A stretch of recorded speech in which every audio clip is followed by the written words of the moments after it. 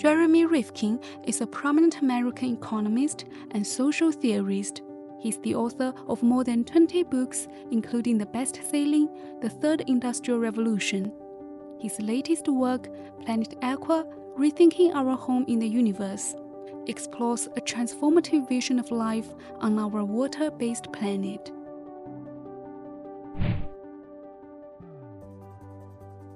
This book, Planet Aqua, Thinking Our Home in the Universe, is a result of 50 years of my engagement on trying to re-understand the planet we live in and why we have moved to this crisis, which is taking us to an extinction event of life on Earth. It's a playbook that looks at a new ontology, new approaches to philosophy, new ways to understand economy, new ways to appreciate what governance is about, new ways to develop science.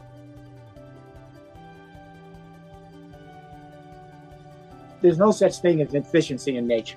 It does not exist. In nature, it's not efficient, it's adaptive. Every creature's biological clocks are adapting temporally to the rotation of the planet every 24 hours, the seasonal changes, and our rotation around the sun. There's no such thing as productivity in nature. Nature is regenerativity. It's called photosynthesis. In the book, I take a look at our new approach to science, which is instead of sequestering, propagizing, commercializing the hydrosphere and then everything else for one species, we have to see water as a life source, not as a resource. If you look at China in your philosophy and in your art, you never saw the waters as the enemy that had to be conquered. You did manage it. You did put in the big dams and dikes like everyone else, but you didn't see that as the enemy that had to be vanquished. In the West, we had a completely different opinion. We saw it as the enemy. You have a completely different opposite, not just in China, but all over Asia with your philosophy and religions.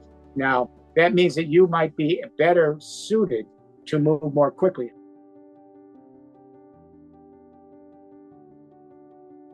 The Communist Party of China introduced an amendment to its constitution. And the amendment said all future development in China must adhere to nature. It would be unheard of in America to put that into our constitution. All future development in China must conform to what nature is all about. Then Xi Jinping came in with his essay on the ecological civilization. I've read it over and over. I tell everyone in the world, read it, because this is where we have to go.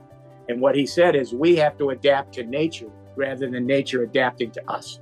Simple, profound.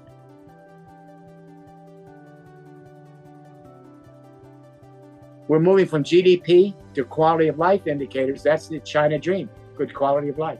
We're moving from hyperconsumption to eco-stewardship. A younger generation is becoming much more mindful of living lightly. We don't need geopolitics anymore because that was all about fighting for fossil fuels. Everyone produces the sun and the wind. We can share it. We will share it across time zones and across oceans in the next 10 years. So these are some pretty big changes that are occurring. Will we get there in time? I don't know. I'm never optimistic. I'm never pessimistic. Neither does you any good. That's what I want to say to all the young people in China. If you're optimistic, you wait around for the good times.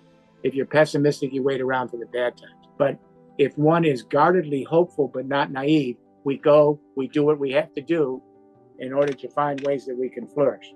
So it's really an important thing.